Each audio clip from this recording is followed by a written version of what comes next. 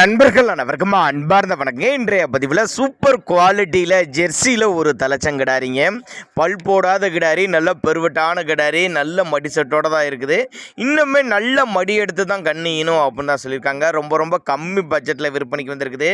Colour பாருங்கள், நல்லா ரெட்டின் ஜெர்சின்னு சொல்லலாம். ரெட்டின் ஜெர்சியில் ரத்த செவலையில் நல்ல தரமான கிடாரி, பல் போடாத கிடாரி, ரொம்ப கம்மி பட்ஜெட்டுங்க.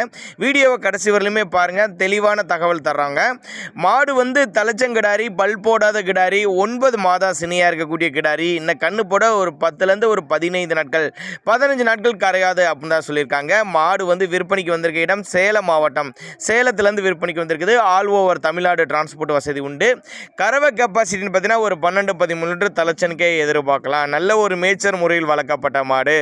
ஒரு 10 வருஷத்துக்கு மெயின்டைன் பண்ணலாங்கன்னா, பல்லே போடாததுனால ஒரு 10 வருஷத்துக்கு கண்டினியூஸாக மெயின்டைன் பண்ணக்கூடிய கிடாரி, கட்டுத்தோருக்கு ஏற்ற கிடாரி.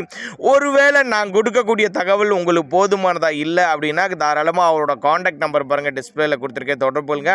அனுசரித்து பண்ணி கொடுத்துடலாம். வெயிலோ மழையெல்லாம் தாங்கக்கூடிய கிடாரி, அனுசரித்து பண்ணி கொடுத்துடலாம் அப்படின்னு தான் நம்மளோட விற்பனையாக தெரிஞ்சுக்க. அப்படி தேவைப்படும் நபர்கள் மட்டும் தாராளமாக கான்டாக்ட் பண்ணுங்கள்.